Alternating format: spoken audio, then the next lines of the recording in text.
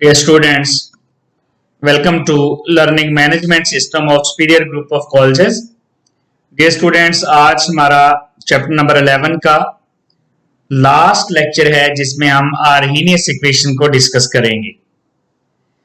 Arrhenius जो है उसने डिटेल स्टडी की थी कि टेम्परेचर रेट ऑफ रिएक्शन को कैसे इफेक्ट करता है। तो fact of temperature on rate of reaction is explained in terms of Arrhenius equation. Arrhenius equation से हमें क्या पता चलेगा कि टेम्परेचर का और रेट कांस्टेंट का रिलेशनशिप क्या है, और फिर हम एक्टिवेशन एनर्जी भी फाइंड कर लेंगे। एक्चुअली जैसे जैसे टेम्परेचर इंक्रीज करते जाते हैं किसी भी रिएक्शन का, याद रखिएगा रिएक्शन एंडोथर्मिक हो या एक्सोथर्मिक हो, टेम्परेचर इंक्रीज करने से रेट ऑफ रिएक्शन हमेशा इंक्रीज करता है। तो टेम्परेचर इंक्रीज करेंगे, रेट ऑफ रिएक्शन इंक्रीज करेगा। Why? Due to the collisions of the reactants. Reactants की कुलियंस बढ़ जाएंगी और हर 10 डिग्री सेंटीग्रेड या 10 केल्विन जब टेम्परेचर का चेंज आता है तो रेट जो है वो डबल हो जाता है। यानी 10 डिग्री सेंटीग्रेड से जब आप 20 डिग्री सेंटीग्रेड कर देते हैं तो रेट डबल हो जाता है। अगर आप 10 से 30 कर देंगे तो इसका मतलब है रेट 4 टाइम्स बढ़ जाएगा।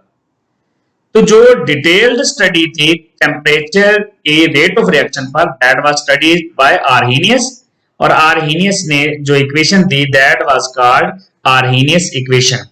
आर्हीनियस इक्वेशन क्या है? रेट कांस्टेंट इक्वल होता है आर्हीनियस कांस्टेंट ई। ई क्या है? This is the base of natural log.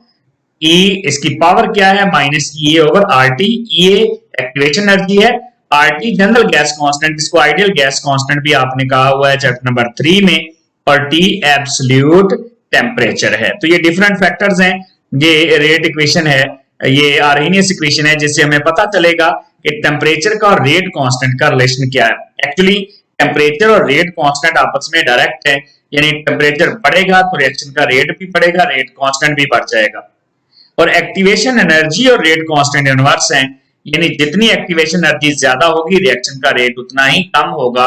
ये हमने एक्टिवेशन एनर्जी वाले टॉपिक में भी डिस्कस कर लिया था। अगर हम इसी केमिकल इक्वेशन को एक्सपेंड कर लें, इसका नेचुरल लॉग ले लें, नेचुरल लॉग के, नेचुरल लॉग सारी इक्वेशन का राइट साइड पे भी नेचुरल लॉग ले लिया। अब लेफ्ट साइड पे नेचुरल लॉग के है, राइट साइड पे ए, और चूंकि ई दोनों आपस में मल्टीप्लाई हो रहे हैं तो लॉग जब लेते हैं इनका सम आ जाएगा natural log E minus E over R T. इनकी जो है नेचुरल लॉग के नेचुरल लॉग ए है, और जो पावर होती है वो लॉग में वो शुरू में आ जाती है, minus E over R T natural log E. Natural log E 1 होता है तो ये फैक्टर यहां से खत्म हो जाएगा। तो हमारे पास आ गया लास्ट में natural log K is equal to natural log A plus minus E over R T. Next इसको फर्दर हम एक्सपेंड करते हैं। जो नेचुरल लॉग है उसको हम कॉमन लॉग में बदल लेते हैं। नेचुरल लॉग को कॉमन लॉग में बदलने के लिए 2.303 से मल्टीप्लाई कर दें। अब इसमें हम नेचुरल लॉग के को 2.303 से मल्टीप्लाई करेंगे और नेचुरल लॉग ए को करेंगे, जो minus E over R T वाला फैक्टर है उसको मल्टीप्लाई नहीं करेंगे क्योंकि उसके साथ नेचुरल लॉग है ही नहीं। तो ये हमारे पास आ जाएगा 2.303, या नेचुरल लॉग की बजाय अब कॉमन लॉग हम कर देंगे एलओजी, और राइट साइड पे भी नेचुरल लॉग की बजाय एलओजी कर देंगे। इसके बाद इस इक्वेशन को 2.303 से डिवाइड कर दें। जब 2.303 से डिवाइड करेंगे लॉग के को तो 2.303 से 2.303 कैंसिल हो जाएगा, तो यहां सिर्फ लॉग के बच जाएगा। Minus E over 2.303 R into 1 over T, ये वही बन जाएगा। हम इसको इसमें चूंकि 2.303 वाला फैक्टर है ही नहीं minus E over R T में, तो इसमें सिर्फ डिवाइड हो जाएगा, और फिर जो लॉग ए वाला फैक्टर है उससे भी ये कैंसिल हो जाएगा। यानी लॉग के और लॉग ए दोनों में कैंसिल हो जाएगा 2.303, क्योंकि पहले से मौजूद है, आप डिवाइड करेंगे खत्म हो जाएगा। लेकिन जिस फैक्टर में 2.303 नहीं था ई ओवर आर टी, वहां जाकर ये डिवाइड हो जाएगा। तो ये हमारे पास फाइनल इक्वेशन बन जाएगी। नेक्स्ट है, अगर हम यहाँ पर स्लोप डिटरमिन कर लें तो ये जो हमारे पास इक्वेशन फाइनल इक्वेशन बनी है इसको हम कहते हैं this is equation of straight line, y is equal to mx plus c। अब इसमें y क्या है? log k है। इसमें जो m है दैट इज ये माइनस ई ओवर 2.303, r ये स्लोप है, 1 ओवर t क्या है? x प्लस ये जो log a है ये c यानी इंटरसेप्ट है। तो ये इक्वेशन ऑफ स्ट्रेट लाइन है y is equal to mx plus c। Minus इसलिए लिखा क्योंकि जो हमारी इक्वेशन है उसमें जो स्लोप है स्ट्रेट लाइन की वो नेगेटिव में आ रही है। तो ये इक्वेशन ऑफ स्ट्रेट लाइन है। अगर हम ग्राफिकल एक्सप्लेनेशन कर लें तो हमारे पास जो log k है ये y एक्सिस पे है, y is equal to mx, m यहाँ पर स्लोप है और x यहाँ पर जो y एक्सिस पे सॉरी x एक्सिस पे 1/t है ये है, और यहाँ पर ये जो लाइन है ये कट कर रही है y एक्सिस को, दैट इज इंटरसेप्ट। अब देखें जैसे जैसे 1/t की वैल्यू बढ़ रही है वैसे वैसे log k की वैल्यू कम हो रही है। एक्चुअली क्या है, टेम्परेचर बढ़ने से k की वैल्यू बढ़ती है। जैसे जैसे टेम्परेचर ज्यादा होता जाएगा वैसे वैसे रेट कांस्टेंट बढ़ता चले जाएगा।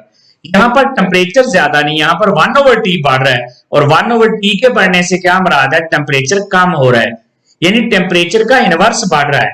टेम्परेचर बढ़ेगा तो k बढ़ेगा, टेम्परेचर का इनवर्स बढ़ेगा तो k कम हो जाएगा। तो यहाँ पर जैसे जैसे 1/t की वैल्यू बढ़ेगी इसका मतलब है t यानी टेम्परेचर की वैल्यू कम होगी, और टेम्परेचर की वैल्यू कम होने से क्या मुराद है, यहाँ पर जो हमारे पास log k है रेट कांस्टेंट उसकी वैल्यू कम होना शुरू हो जाएगी। अब स्लोप नेगेटिव क्यों आती है, एक्चुअली ये जो स्ट्रेट लाइन होती है ये आती है सेकंड और फोर्थ क्वाड्रेंट में, और जो सेकंड और फोर्थ क्वाड्रेंट होते हैं वो नेगेटिव होते हैं। अगर ये फर्स्ट वन इस तरह से आ जाती स्ट्रेट लाइन यूं करके तो ये फर्स्ट और थर्ड में आती, फर्स्ट और थर्ड में वैल्यू पॉजिटिव आती है, सेकंड और फोर्थ में वैल्यू नेगेटिव। स्लोप के नेगेटिव होने की दूसरी वजह यह है कि जब हम यहाँ पर टेंजेंट ड्रा कर लेते हैं तो जो tan थीटा होता है उसकी वैल्यू ग्रेटर देन 90 आती है। अगर आप देखें तो वो जो y एक्सिस की स्ट्रेट लाइन है अगर तो वो लाइन वहां तक लेके जाते हैं तो एंगल 90 का होता, वो लाइन उस लाइन से भी आगे चले गया एंगल, इसका मतलब है ये एंगल 90 से ज्यादा है, और अगर angle tan theta greater than 90 हो तो आंसर नेगेटिव होता है। मींस स्लोप के नेगेटिव होने की दो वजूहत होगी, एक तो जो टेंजेंट ड्रा करते हैं वो ग्रेटर देन 90 है tan थीटा और उसकी वैल्यू नेगेटिव आएगी, और दूसरी वजह ये है कि ये जो हमारे पास ग्राफ की लाइन है जो स्ट्रेट लाइन है वो सेकंड और फोर्थ क्वाड्रेंट में है जिसकी वजह से उसकी वैल्यू नेगेटिव आ रही है। अब यहां से हम स्लोप की वैल्यू कैसे निकाल सकते हैं, स्लोप बराबर होगा e minus A over 2.303 RT। यहां से एक्टिवेशन एनर्जी भी निकाली जा सकती है, ए माइनस स्लोप, इसको दूसरी साइड पे ले जाके मल्टीप्लाई कर दें और स्लोप के यूनिट निकाल लें। एक्टिवेशन एनर्जी का यूनिट क्या है, जूल पर मोल ओवर 2.303 कांस्टेंट है, आर जो है उसके यूनिट क्या होते हैं, जूल पर मोल पर, ये जूल पर मोल पर केल्विन है, तो यहाँ पर जूल से जूल कैंसिल हो जाएगा, पर मोल से पर मोल कैंसिल हो जाएगा और फाइनली हमारे पास केल्विन बच जाएगा। याद रखिएगा जो स्लोप की वैल्यू है उसमें टेम्परेचर नहीं आएगा, वो होती है माइनस ए ओवर 2.303 आर। यहाँ पर जो टी है ये एक्स्ट्रा लगा हुआ है, स्लोप में यहाँ पर टी नहीं आएगा। टी तो जो है वो एक्स एक्सिस की वैल्यू है, स्ट्रेट लाइन में जो हमने एक्स एक्सिस लिया है वहां पर आना है 1/t, तो स्लोप हमारे पास सिर्फ इतनी सी है minus A over 2.303 R, T नहीं है। तो यहाँ पर ए ओवर आर है एक्चुअली, तो ए के यूनिट क्या है, जूल पर मोल, और आर के जूल पर मोल पर केल्विन है। जूल पर मोल कैंसिल हो जाएगा, यहाँ पर बच जाएगा पर केल्विन जो कि ऊपर जाके बन जाएगा केल्विन। इसका मतलब है जो स्लोप का यूनिट है वो केल्विन बनेगा। ये था डियर स्टूडेंट्स हमारा आज का लेक्चर जो कि चैप्टर नंबर 11 का लास्ट लेक्चर है। Thank you very much.